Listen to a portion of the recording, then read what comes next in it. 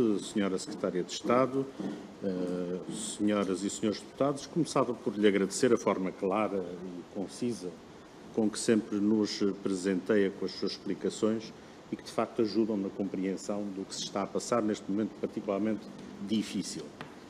Eu começaria por dois aspectos que me parecem relevantes e gostaria de ouvir a sua opinião e a sua sensibilidade do que se passou nesta reunião extraordinária do Conselho, que têm a ver com, digamos, a standardização de um conjunto de procedimentos. E porquê é que isto é importante?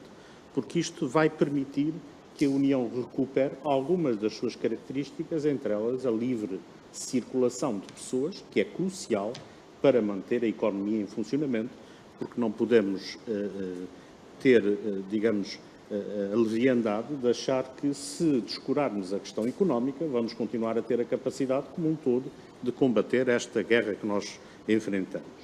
E, portanto, a primeira questão que lhe colocava objetiva era que medidas de standardização, ou seja, procedimentos que sejam comuns a todos os países e até nos aspectos fronteiriços, que possam ter sido adotados nesta reunião extraordinária e que venham facilitar em muito, digamos, a própria economia e o próprio princípio da livre circulação. Neste particular, gostaria de saber, nomeadamente naquilo que se refere ao rastreio e à quarentena, que são, digamos, os dois aspectos mais relevantes de combate à pandemia. Não posso também deixar de referir algo que é importante. Ainda hoje soubemos que as notícias que nos chegam de Bruxelas dizem que apontam para uma queda do PIB de 9,3% em Portugal e uma expectativa de uma recuperação mais lenta para 2021, fruto naturalmente da consequência da segunda vaga que agora estamos a iniciar e que provavelmente dentro de semanas atingirá o seu auge. E isso traz-nos a um aspecto central que eu já referi na minha intervenção e que tem a ver com a recuperação económica. E, portanto, nós estamos confrontados com um pacote de estímulos de recuperação económica que foram decisões tomadas em julho de 2020, na verdade com forte empenhamento e estímulo do Parlamento Europeu, da Comissão, e nós temos, digamos, o Conselho que não consegue, de facto, assumir uma posição clara, definitiva e de força nestas matérias económicas. Eu recordo também que o próprio Eurogrupo, no passado dia 3 de novembro, voltou a alertar para os desafios económicos, para a própria área do euro e, naturalmente, para as repercussões na economia mundial, do aspecto de salvaguardar e dar uma atenção primeira, quase ao mesmo nível da saúde, à economia. E o que acontece é que o próprio Eurogrupo alerta para que, do ponto de vista das políticas orçamentais públicas, em todos os países europeus, aquilo que em 2021, há poucas semanas, nós achávamos que estávamos a inverter uma tendência, ou a crescer, ou a recuperar, vem o alerta do Eurogrupo de 3 de novembro para que, atenção, as políticas orçamentais públicas para 2021 ainda vão ser de estímulo, ainda vão ter que robustecer uma economia que, fruto desta segunda vaga, não vai ter a dinâmica de recuperação que até há bem pouco tempo nós esperávamos. E, portanto, eu gostaria de dizer que nós chegamos a este ponto, à data deste Conselho Extraordinário, com uma circunstância em que as medidas de julho, com forte empenhamento do Parlamento e da Comissão, não são, de facto, uma realidade concreta, assumida e em marcha. Esta é a verdade e é com isto que nós devemos lidar. Na verdade, a Europa conseguiu mobilizar recursos dentro da União Europeia, flexibilizamos os fundos que existiam, demos com participações a 100%, ativamos o mecanismo europeu de proteção civil. Quer dizer, a Europa, dentro do limite da sua esfera de atuação, fez tudo o que podia. E vemos um Conselho que não toma as decisões que o povo e que os países ansiosamente esperam. Na verdade, o que nós vemos é que a Europa é olhada como um dos pilares na descoberta da vacina e, aliás, é por isso que a disponibilizará a países terceiros também. E o que é que nós vemos? Nós vemos que o Conselho reduz a investigação ao reduzir o programa Horizonte da Europa. Nós vemos que o Conselho corta no Programa Europeu da Saúde.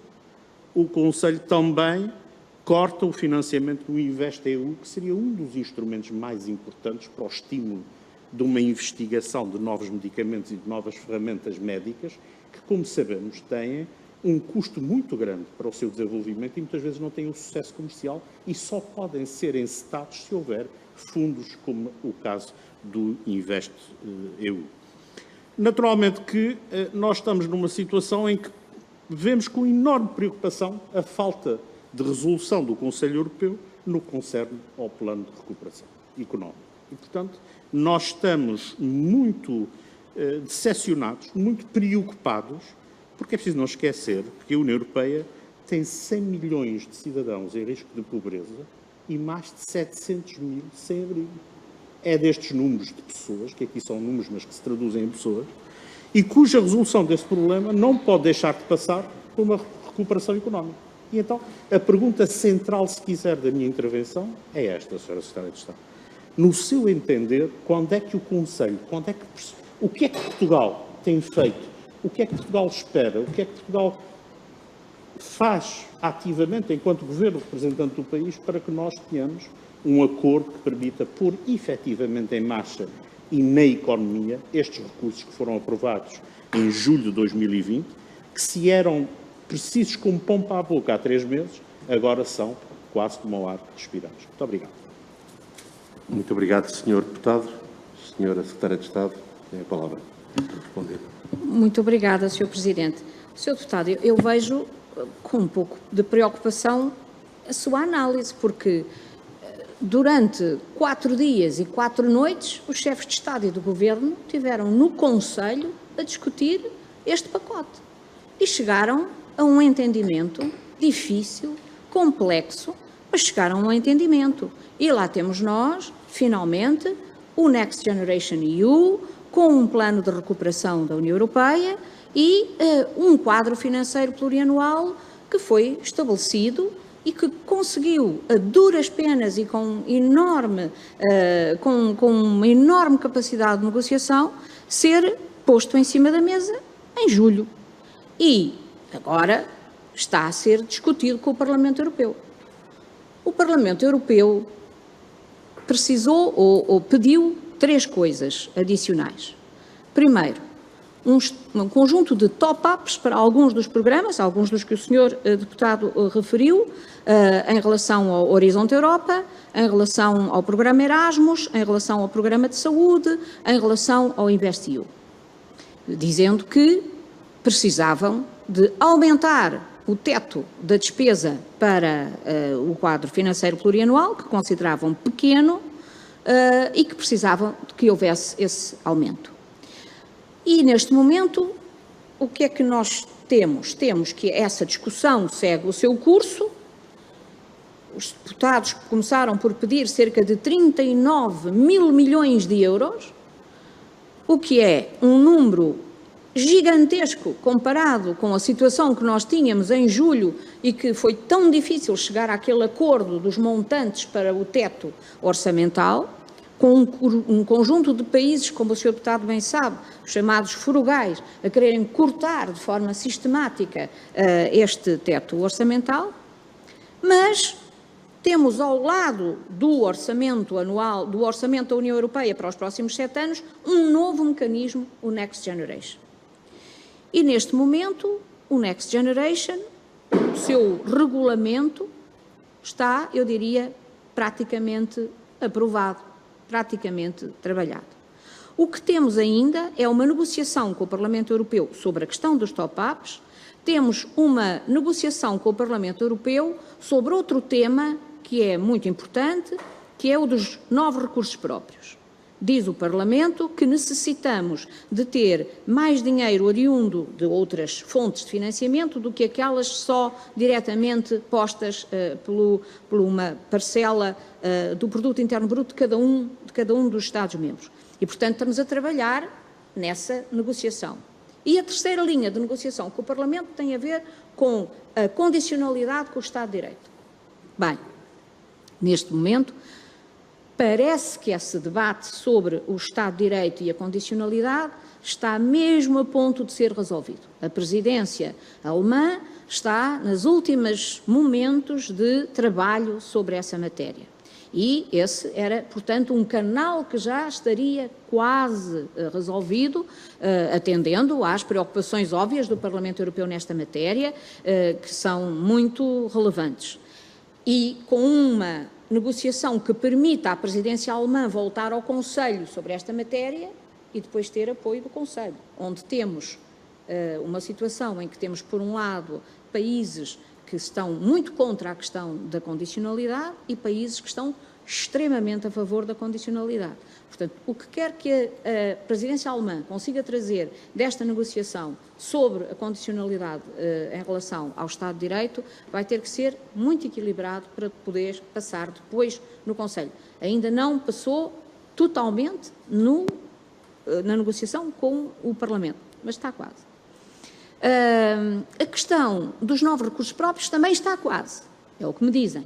Está quase porque vai haver um roteiro que é um compromisso político, não legislativo, mas ainda um compromisso político de que vão trabalhar num determinado calendário e esse calendário tem as linhas que o Parlamento Europeu, que são importantes para o Parlamento Europeu, que tem a ver com os recursos sobre o plástico não reciclado, as contribuições, uma possibilidade de termos uma taxa de carbono na fronteira, eventual questão sobre a taxa digital, a taxa sobre transações financeiras, a taxa sobre uma determinada percentagem dos mecanismos de carbono e, portanto, havendo um compromisso sobre como levar avante este debate com datas e com metas, talvez se consiga.